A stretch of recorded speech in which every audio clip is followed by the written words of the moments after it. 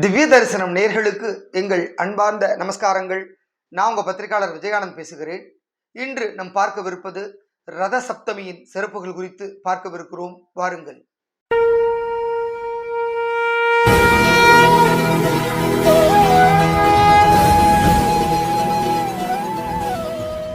ரத சப்தமி நாளைய தினம் சிறப்பாக கொண்டாடப்பட உள்ளது.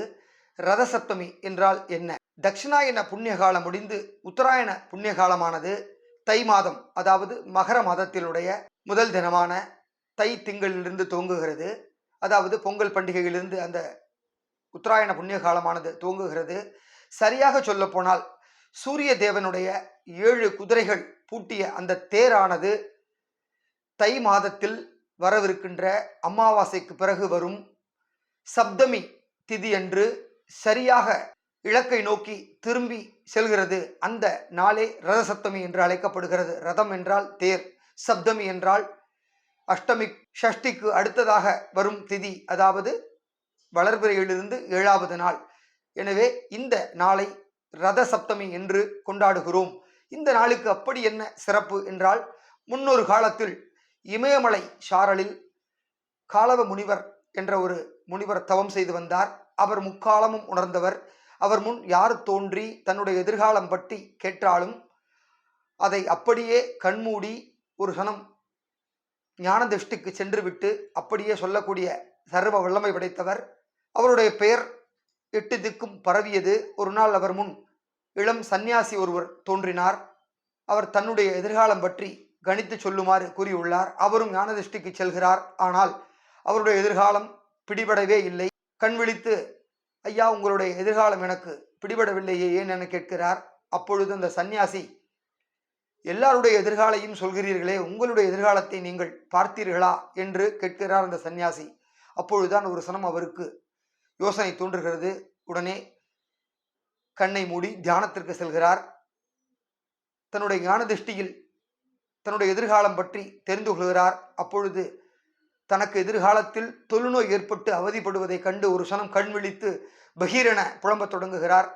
அப்பொழுது அவர் கண் விழித்த பொழுது எதிரே இருந்த அந்த சந்நியாசி காணவில்லை.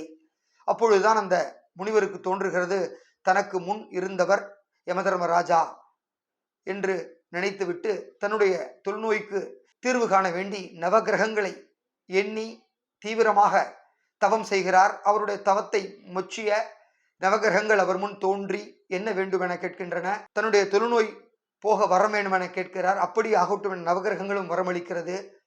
உண்மையில் சொல்ல போன நவகிரகங்களுக்கு மேலே உள்ள தெய்வங்கள் இடுகின்ற கட்டளையை மட்டுமே நவகிரகங்கள் நிறைவேற்ற முடியும். இது தெரியாமல் அந்த வரத்தை நவகிரகங்கள் அளித்து விடுகின்றன. இந்த தகவல் சத்தியலோகத்தில் இருக்கக்கூடிய பிரம்மாவுக்கு தெரிகிறது. பிரம்மா உடனே நவகிரகங்களை அழைத்து கோபித்துக் கொள்கிறாள். இந்த அதிக பிரசங்கித்தனமான வேலையை ஏன் செய்தீர்கள் என கூறிவிட்டு, நீங்கள் அந்த முனிவருக்கு அளித்த சாபம் உங்களுக்கே வரட்டும் என சாபமிடுகிறார். உடனே தன்னுடைய தவறை உணர்ந்து பிரம்மனின் காலில் மண்டியிட்டு தன்னுடைய தொழுநோய்க்கு ஏதாவது உபாதை கூறுமாறு நவகிரகங்கள் கெஞ்சுகின்றன. அதன் பின்பு நீங்கள் பூலோகத்துக்கு சென்று அர்க்கவனத்தில் 78 நாட்கள் தவம் இருந்து பூஜை செய்தால் உங்களுக்கு வரக்கூடிய அந்த தொழுநோயானது விலகும் என பிரம்மா கூறுகிறார். இதனைத் தொடர்ந்து நவகிரகங்கள் அனைத்தும் பூலோகத்துக்கு வருகின்றன. வரும் வழியில் அகத்திய முனிவரை பார்க்கின்றனர். அகத்திய முனிவரிடம் இந்த விஷயத்தை சொல்லி தனக்கு ஒரு உபாதை வேணும் என நவகிரகங்கள் கேட்கின்றன. உடனே அகத்திய முனிவரும், பிரம்மன் கூறியது சரிதான், நீங்கள் திருமங்கலகுடிக்கு அருகே உள்ள அர்க்கவனத்திற்கு சென்று அங்கு இருக்கக்கூடிய பிராணேஸ்வரர் சுவாமியை எண்ணி 78 நாட்கள் கடும் தவம் இருக்க வேண்டும். தினமும் அதிகாலை எழுந்து நீராடி விட்டு திங்கட்கிழமை தோறும் எருக்கம் இலைகள் 7 எடுத்துக்கொண்டு அதில் சற்று அன்னத்தையும் தயிரையும் கலந்து உண்டு வர வேண்டும். அப்படியாக நீங்கள் உண்டு வந்தால் உங்களுக்கு ஏற்பட்டு இருக்கக்கூடிய அந்த தொழுநோயானது முழுமையாக குணமாகும் என அகத்திய முனிவு கூறுகிறார். அதன்படியே நவகிரகங்களும் அர்க்கவனத்துக்கு சென்று தவம் இருந்து தங்களுக்கு ஏற்பட்ட அந்த தொழுநோயை போக்கிக் கொள்கின்றனர். இப்படியாக அந்த எருக்கு இலைக்கு இருக்கக்கூடிய சக்தியை பிரம்மனும் அகத்திய முனிவரும் நவகிரகங்களுக்கு உணர்த்துகின்றன. அந்த தத்துவத்தையே இந்த ரதசப்தமி என்று நாமும் செய்ய வேண்டும். அதாவது நாளை ரதசப்தமி என்று 7 எருக்கம் இலைகளை எடுத்துக்கொண்டு நாம் நீராட வேண்டும். வாய்ப்பு இருப்பவர்கள் ஏரி குளங்களில் சமுத்திரத்தில் 7 எருக்க இலைகளை வைத்துக்கொண்டு நீராடலாம். அப்படி வாய்ப்பு இல்லாதவர்கள் அவரவர்கள் வீட்டிலேயே 7 எருக்கம் இலைகளை தலையில் வைத்துக்கொண்டு கிழக்கு முகமாக நின்று கொண்டு சூரிய பகவானை எண்ணி நீராட வேண்டும். அந்த எருக்கம் இலைகளில் கொஞ்சம் எல் மற்றும் அக்ஷதையை வைத்து ஆண்கள் அனைவரும் நீராட வேண்டும். பெண்கள் கொஞ்சம் அக்ஷதை மற்றும் மஞ்சள் பொடியை வைத்து கொண்டு நீராட வேண்டும்.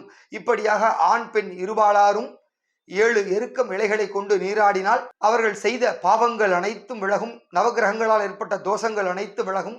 அப்படிப்பட்ட இந்த சிறப்பு வாய்ந்த ரத சப்தமி அன்று அனைவரும் எருக்க இலை ஸ்நானம் செய்வதை மறக்க வேண்டாம். அந்த காலத்தில் அர்க்கவனம் என்று சொல்லப்பட்டு அர்க்க இலைகளே மருவி எருக்க இலைகளாக மாறியுள்ளன. அப்படிப்பட்ட எருக்க இலைகளுக்கு விசேஷ குணம் உண்டு. அவை நாம் அனைவரும் செய்து நாளை வாழ்க்கையில் எல்லா சௌகரியங்களும் பெற வேண்டும். அதேபோல் நாளைய தினம் பீஷ்மருக்கு அர்க்ய தர்ப்பணம் விடுவது மிகவும் சிறந்த பலனை கொடுக்கும். அதாவது உத்தராயண புண்ணிய காலத்தை எண்ணி அம்பு படுக்கையில் படுத்திருந்த அந்த பீஷ்மர் உத்தராயண புண்ணிய காலத்தில் தனது இன்னுயிரை துறந்தார். அப்படிப்பட்ட சகா வரம் பெற்ற அந்த பீஷ்மரனுடைய ஆத்மா சாந்திக்காக அனைவரும் இந்த ரதசப்தமி அன்று அவருக்காக 3 முறை அர்க்கியம் விடுவது காலாகாலமாக கடைபிடிக்கப்பட்டும் வருகிறது. நாளைய தினம் ரதசப்தமி அன்று ஓம் பீஷ்மாய தர்ப்பயாமி, ஓம் பீஷ்மாய தர்ப்பயாமி, ஓம் பீஷ்மாய தர்ப்பயாமி என்று 3 முறை அர்க்கியம் விடுவதால் நமக்கு பீஷ்மரின் அனுகிரகமும் கிடைக்கும், அந்த கிருஷ்ண பரமாத்மாவினுடைய அனுகிரகமும் கிடைக்கும். எனவே நாளைய தினம் சூரிய தேவனுக்காக நடத்தப்படும் ரதசப்தமி அந்த ஸ்நானத்தையும் அதேபோல் பீஷ்மருக்காக செய்யப்படுகின்ற தர்ப்பணத்தையும் செய்து வாழ்வில் சகல சௌகரியங்களையும் கிடைக்கப்பெற வேண்டுமாய் கேட்டுக்கொண்டு உங்களிடமிருந்து வணக்கம் கூறி விடைபெறுகிறேன். நன்றி, வணக்கம்.